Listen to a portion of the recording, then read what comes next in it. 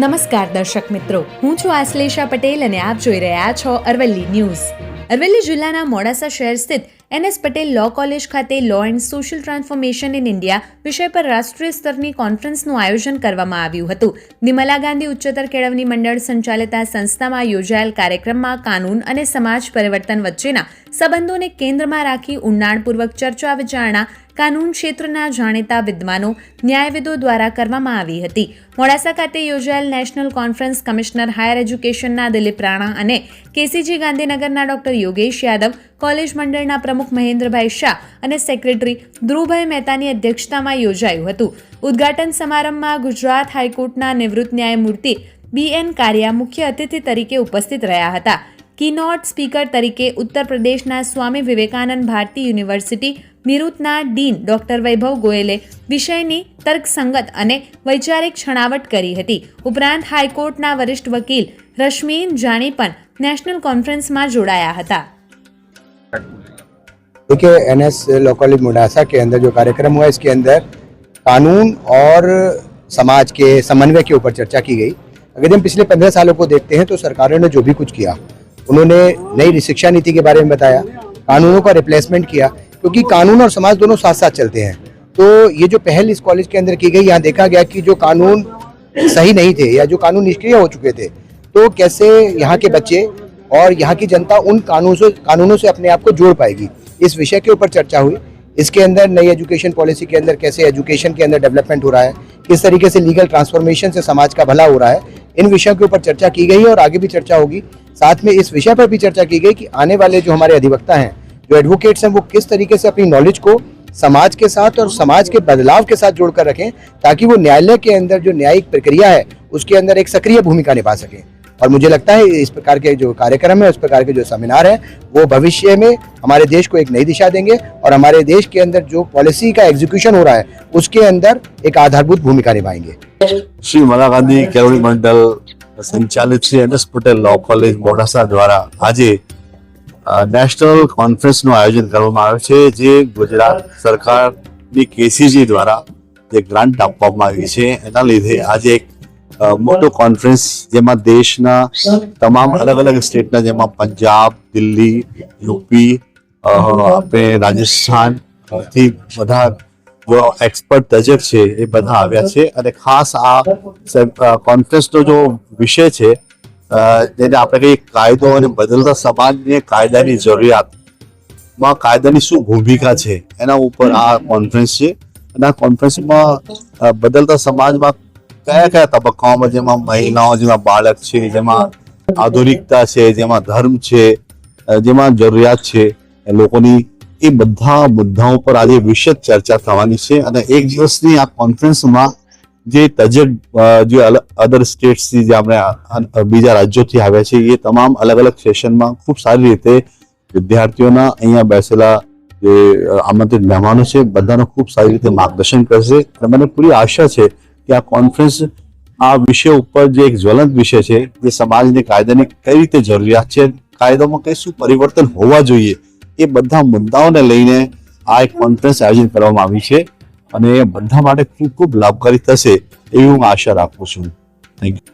મોડાસા લો કોલેજના principal doctor Rajesh વ્યાસે આમંત્રિત મહેમાનોનું સ્વાગત કરી કાર્યક્રમની રૂપરેખા રજૂ કરી હતી. મંડળના મંત્રી ધીરુભાઈ પ્રજાપતિ પણ ઉપસ્થિત રહ્યા હતા. સેમિનારમાં દેશના વિવિધ રાજ્યોમાંથી પ્રતિષ્ઠિત કાનૂનવિદોએ ભાગ લીધો હતો. આ સેમિનારને સફળ બનાવવા અને સહયોગ આપનાર પૂર્વ ડીન અને પ્રિન્સિપલ સિદ્ધાર્થ લો કોલેજ સુરતના તજજ્ઞ ડોક્ટર વિક્રમ દેસાઈ, નારાયણ વ્યાસ યુનિવર્સિટી જોધપુરના doctor Sunil Asopa, law college ગોધરાના doctor Apurva Pathak, law college અમદાવાદના ડોક્ટર મિલન રાવલ, નર્મદ યુનિવર્સિટી સુરતના ડોક્ટર વિમલ પંડ્યા, GLS અમદાવાદના doctor Mayur Pandya, law university અમદાવાદના ડોક્ટર ભાવેશ ભરવાડ સહિત અન્ય જિલ્લાઓમાંથી આવેલા લો કોલેજ સંસ્થાઓના વિદ્યાર્થીઓ, અધ્યાપકો, લો કોલેજના પૂર્વ અને રેગ્યુલર વિદ્યાર્થીઓ, યુનિફોર્મ સાથ સહિતની સંસ્થાઓના પ્રોફેસરો અને સંશોધકોએ ઉપસ્થિતિમાં 400થી વધુ વિદ્યાર્થીઓ અને અધ્યાપકોએ નોંધણી કરી કાર્યક્રમમાં ભાગ લીધો હતો. ડોક્ટર અલ્પાબેન ભટ્ટી, ડોક્ટર અનિલ ખોકર, વિશાલ પટેલ, મિલન પટેલ, લો કોલેજની એસઆરસી કમિટી વગેરે પણ સેમિનારના કાર્યક્રમને સફળ બનાવવા ભારે જહેમત ઉઠાવી હતી. સમગ્ર કાર્યક્રમનું સંચાલન ડોક્ટર સોનિયા જોશી, ઝલક ઉપાધ્યાય અને સંતોષ દેવકરે કર્યું હતું. આ રાષ્ટ્રીય કોન્ફરન્સ કાનૂન શિક્ષણને સમાજમુખી દેશ મજબૂત બનાવવાનો મહત્વપૂર્ણ પ્રયાસ સાબિત થઈ, જેમાં વિદ્યાર્થીઓને સંશોધન અને વિચાર વિમર્શ માટે સક્રિય મંચ પ્રાપ્ત થયો. वैभव राठौड़, अरवली न्यूज़, मोडासा। लोग पंजाब से आए हैं। Punjab university regional campus Ludhiana में प्रोफेसर की पोस्ट पे हैं। तो हम दोनों को बड़ा अच्छा लगा कि डॉक्टर राकेश व्यास जी ने और हमारे अपने डॉक्टर अशोक श्रॉफ जी ने हमें इनवाइट किया मोडासा में। आज लॉ कॉलेज में आके मज़ा आया, इतने लोगों को हम मिले। अभी फर्स्ट सेशन चल रहा है, मैडम ने नेक्स्ट सेशन जो है प्रिसाइड ओवर करना है। तो लॉ एंड सोशल ट्रांसफॉर्मेशन एक ऐसा सब्जेक्ट है जो हर पहलू को छूता है, हर डिसिप्लिन के साथ रिलेटेड है। तो लॉ कैसे एक चेंज ला सकता है सोसाइटी में, उसके बारे में ये सारी डिस्कशन होगी आज।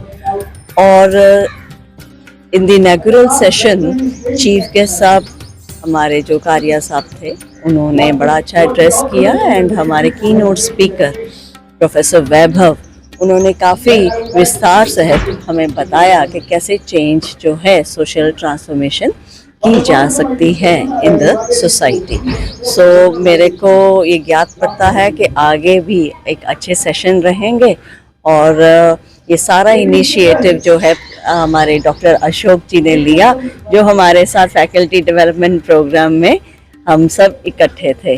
तो बहुत खुशी है इस बात की। ये सोसाइटी में देखिए, ये जो भी सेमिनार वगैरह करवाए जाते हैं तो उसमें बड़े बड़े लोगों को बुलाया जाता है।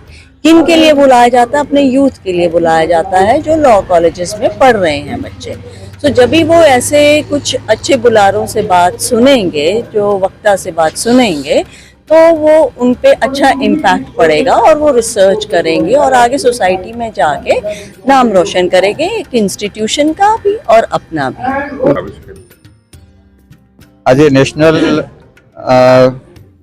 કોલેજ તરફથી જે કાર્યક્રમ યોજવામાં આવ્યો છે એ કાયદાના વિદ્યાર્થીઓ માટે, લો સાથે સંકળાયેલ તમામ ન્યાયાધીશો માટે, પ્રોફેસરો માટે ખૂબ જ ઉપયોગી એટલા માટે છે કે transformation of law in India શરૂઆતથી આપણે શરૂ કરી અને આજ સુધીમાં જોઈએ તો ઘણી બધી વખત લોમાં ચેન્જીસ આવ્યા છે.